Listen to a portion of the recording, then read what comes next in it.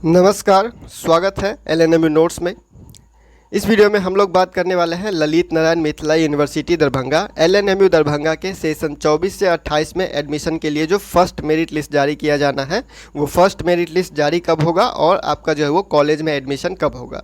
तो BA, BSc, BCom के लिए जो फर्स्ट मेरिट लिस्ट जारी किया जाना था वो 12 जून 2024 को जो है वो संभावित तिथि था यूनिवर्सिटी के जारी किए हुए नोटिस के अनुसार, लेकिन जो है वो 12 तारीख को जारी नहीं हुआ, जिसका कारण ये है कि जो आरक्षण होता है उस आरक्षण के जो हिसाब से जो लिस्ट मेरिट लिस्ट बनता है उसमें जो है वो कुछ बदलाव किया जाएगा और जो मेरिट लिस्ट है वो फिर से जो है वो तैयार किया जा रहा है। ठीक है, तो उसी में जो है वो कुछ फेरबदल किया जाएगा और परसेंटेज मतलब कि जो रिजर्वेशन होता है, आरक्षण दिया जाता है ओबीसी, एससी, एसटी के लिए, ईडब्ल्यूएस के लिए, उसमें लिस्ट को अपडेट करके जो है वो जारी किया जाएगा। और लिस्ट जारी कब किया जाएगा या फिर जो आरक्षण का कुछ नियम है या फिर जो भी है वो कैसा क्या है, इस खबर से आपको जो है वो जानकारी दे दिया जा रहा है। ठीक है, जैसे कि आप लोगों को पता है बिहार में जो है वो जातीय जनगणना हुआ था और जातीय जनगणना के अनुसार जो है वो नियम जो है वो नया नियम जो है वो लागू किया गया था, जिसमें इस हिसाब से जो है वो यहाँ पे आप देख सकते हैं कि अब नए नियम के अनुसार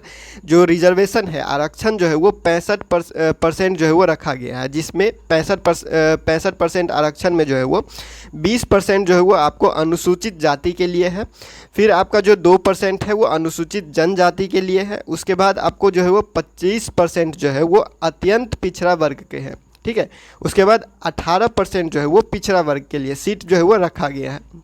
तो ये हो गया आपका एससी, एसटी और ओबीसी का सीट रिजर्वेशन के बारे में। इतना सीट जो है वो इस कैटेगरी के लिए रिजर्व किया गया है, इतना परसेंट सीट। उसके बाद 65% तो हो गया ये रिजर्वेशन के बारे में, और जो 35% बच रहा है उस 35% पे 10% सीट जो रिजर्व है वो ईडब्ल्यूएस कैटेगरी के लिए रिजर्व है। ठीक है, ईडब्ल्यूएस कैटेगरी जो जनरल कैटेगरी के स्टूडेंट होते हैं और ईडब्ल्यूएस सर्टिफिकेट बनाते हैं, आर्थिक रूप से कमज़ोर जो होते हैं स्टूडेंट, उनके लिए जो है वो 10% जो है वो सीट रिजर्वेशन रखा गया है। उसके बाद जो 25% बचता है वो है अनरिजर्व के लिए।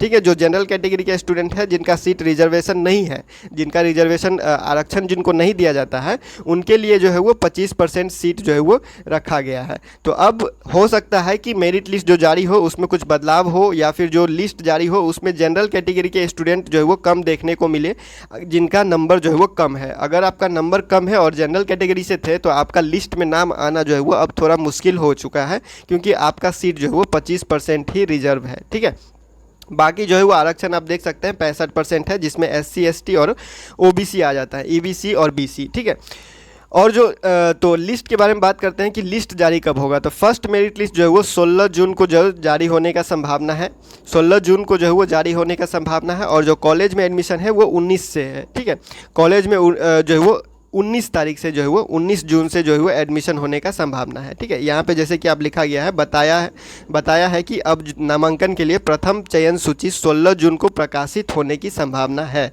और जो कॉलेज में एडमिशन है वो 19 जून से संभावित है कि आपका जो है वो कॉलेज में एडमिशन शुरू हो जाए। तो ये संभावित तिथि है, इसके आसपास या फिर 1-2 दिन आगे पीछे भी हो सकता है। तो जो भी होगा नोटिस के हिसाब से या फिर जो भी खबर आता है आपको अपडेट कर दिया जाएगा। फिलहाल मेरिट लिस्ट जो है वो फर्स्ट मेरिट लिस्ट 16 जून को संभावित तिथि है, तो 16 जून के आप जो है वो इंतजार करिए। 16 जून को जो भी अपडेट आएगा आपको बता दिया जाएगा, या फिर 16 जून के बाद जो भी अपडेट आएगा वो बता दिया जाएगा। फिलहाल इस वीडियो में इतना ही, मिलते हैं अगले वीडियो में अगले अपडेट के साथ एलएनएमयू नोट्स के यूट्यूब चैनल पे।